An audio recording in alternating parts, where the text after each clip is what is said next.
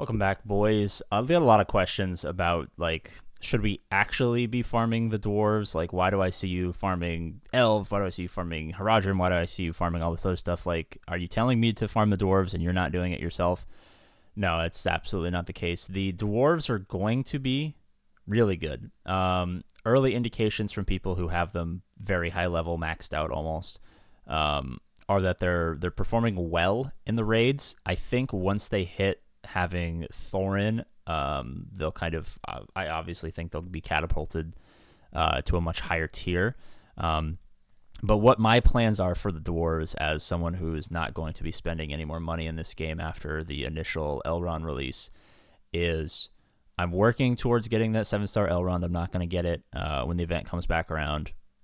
I'm working to get the 3 free-to-play accessible Haradrim characters to 7 stars in preparation for, I've kind of shifted my focus of Haradrim lead to Witch King to, I think maybe if each of the Nazgul are Marquis, that would be whatever, but maybe they just use like factions of Darkside men, or factions of men in general to unlock the Nazgul. So your Dunlenders and your Haradrim give you 2 of the 2 data mine Nazgul.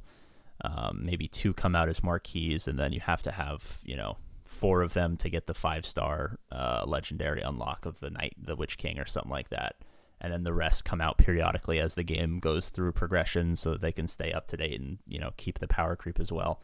But what I'm looking for as far as the dwarves is concerned, let me actually just filter by dwarves here real quick. That's not the dwarves. What I'm kind of going for here, I totally forgot Biffer was a character. Is he farmable? I don't think he's farmable because he's a Marquis, right? Okay, yeah. Maybe that's probably why. I'm too poor to remember that he exists. What I'm doing as far as these guys right here is I want to get them all to a reasonable level where I can get a good run in tier 2 of all of the chapters, right? Probably going to look something like level 40 across the board, gear 6, get them around 4 to 5 stars. I'm just slowly progressing them kind of in line with each other. First, I'm going to get them a level 30 gear 5. Yeah. With like ability tier 2 or something like that.